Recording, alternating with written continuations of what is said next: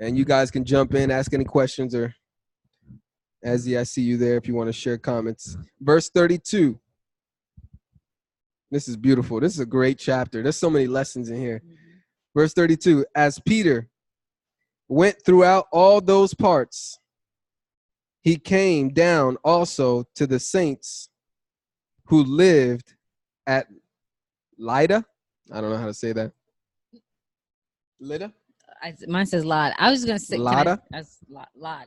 Oh, Lod. Interesting. Okay, whatever. Go ahead. You got something on that verse? All right, just real quick, because it says saints. And so we're called saints, right? So because when people automatically, and I had to break this down to my mom because she was brought up Roman Catholic. So saints for her were those who, I don't know what process people go to when they die to become saints or whatever like that. I was like, no, Ma, that's not the way it works. Scripturally, the set apart ones in Yahusha, us Israelites, those who have been grafted into Yisrael, to Yashrael, to Yahusha, we are considered saints. It's a mind shift because saints you consider like, I don't know, all the idols that they have out there, whatever it is, but that's not the actual word. Saints are real, legitimate people. And I think what happens throughout man-made traditions and religion, and we have seen this, is where they make sainthood as though it's this impossible feat that we cannot get to. But if we're walking as Yahusha walked and trying our best and striving, and we're running this race, then that's what we are called. We're not like, I don't go around and be like, yeah, I'm a sinner. No, I'm not trying to claim I'm a sinner. I'm not trying to go to the lake of fire, and that's not my destiny. That's not my destination I want to go to. I am a saint through Yahushua HaMashiach, through his mercy. So I just wanted to kind of bring that out. I remember having a Greek Orthodox neighbor of mine, a Christian Orthodox, a guy born in Greece, speaks Greek fluently, reads it fluently. He has a Greek Bible, and came over my house, and he's a cray dude. He took me to court. He took me to court for playing my music and stuff. And anyway, but I learned some things from the Greek Orthodox Church from this guy. He had a bag with the Bible in it. He also had a cross, a huge cross that he took out that he believes has power. Okay, so it's similar to Catholicism. Same thing. They use the crosses, and they probably do whatever the rituals they do with a cross. And then he took out some pictures of the supposed saints, St. Paul, Saint this, Saint that. And supposedly they believe that if I'm not mistaken, they bow down to these pictures. They pray to these pictures. They believe these pictures, these saints have power. And when I told him that I'm a saint, he was like, no, you're not. You haven't done what these men have done, you know? And he basically thinks of a saint as somebody who has left their full-time occupation of some sort to feed the poor, the homeless, and preach the gospel. He would consider those people saints. Somebody who starts a orphanage or starts this or starts that, they would be called saints, you know? And yeah, just like my wife is saying, that's not scriptural. I don't see that the curriculum, the requirements to be considered a saint is that you have to do all those things. Yeah. So let's continue. Verse 33. There he found a certain man named Ananias. That's not the same person, right? Is that? Yeah, no. He found a man named Ananias who had been bedridden for 8 years because he was paralyzed. Peter said to him, we should have started a separate recording. Switched off to Peter. Peter said to him, Ananias, Yahushua Messiah heals you. Get up and make your bed. Immediately he arose. All who lived at Lydda and in Sharon, or in Sharon, saw him, and they turned to the Lord. Again, they turned to Yahuwah. They turned to Yahusha.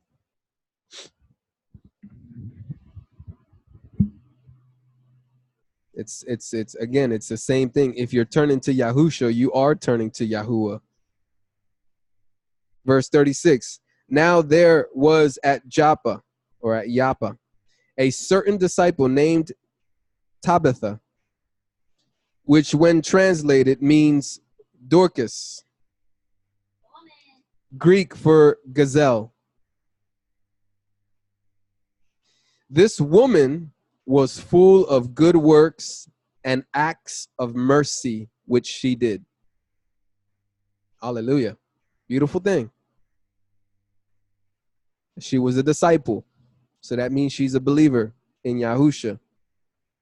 In those days, verse 37, she became sick and died. It happens, guys. Just because we're believers in Yahusha doesn't mean we're immune and we're now, what do you call, mutants or immortal? All right. It says, in those days she became sick and died. When they had washed her, they laid her in an upper room. As Lydda was near Joppa, okay, these two cities next to each other or whatever, the disciples, hearing that Peter was there, sent two men to him, imploring him not to delay in coming to them. Peter got up and went with them. When he had come, they brought him into the upper room. All the widows stood by him weeping and showing the coats and garments which Dorcas had made while she was with them. She made clothing and for the widows. Yes, beautiful stuff. Verse 40, Peter sent them all out and knelt down and prayed. Turning to the body, he said, Tabitha, get up. She opened her eyes, and when she saw Peter, she sat up. He gave her his hand and raised her up. Calling the saints and widows, he presented her alive. This became known throughout all Joppa, and many believed in the Lord. He stayed many days in Joppa with a tanner named Simon. So who are the people that we had here? We had widows, we had disciples. And again, I don't know what the status of the widows were, but go ahead. But I'm just saying saints and disciples seem to be synonymous. Mm-hmm. Okay. Yeah. And I would assume that these widows were believers, but that they're just showcasing that these are probably older women. Yeah, there's not much they can do, right? Women, Widows aren't gonna be physically active, going out in the sun and preaching and walking around everywhere, right? They're older, so they're not gonna be as being taken care of. They're gonna be being taken care of more than trying to go out and do things because of their age.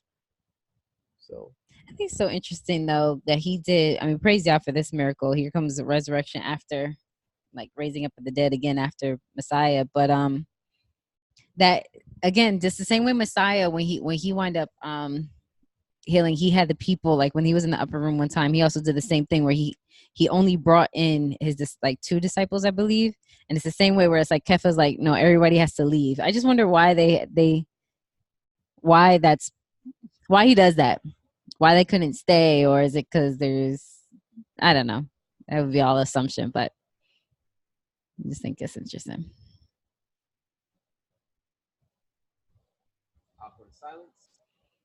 He's looking up right now a Greek word.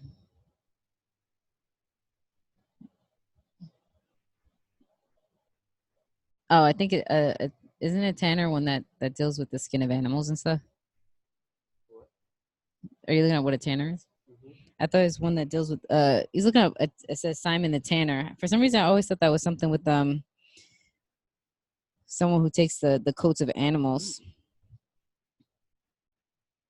You want to pause the recording, my love bug?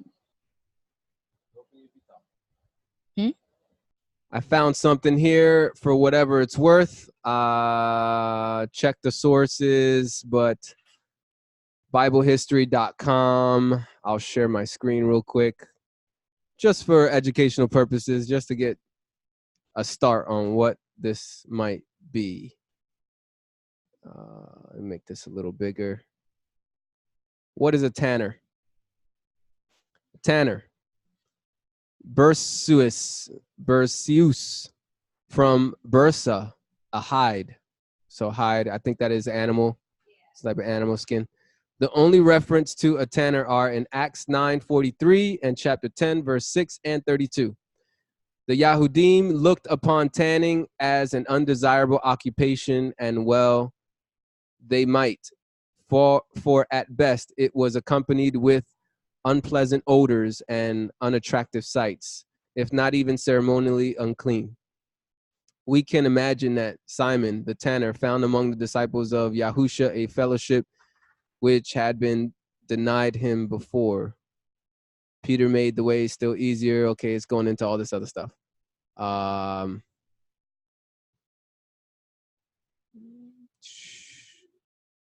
Let's see, house was by seashore, as is true of the tanneries along the Syrian coast today, so that the foul-smelling liquors from the vats can be drawn off with the least nuisance, and so that the salt water may be easily accessible for washing the skins during the tanning process. So like skinning animals, maybe. These tanneries are very unpretentious affairs, usually consisting of 1 or 2 small rooms and a courtyard.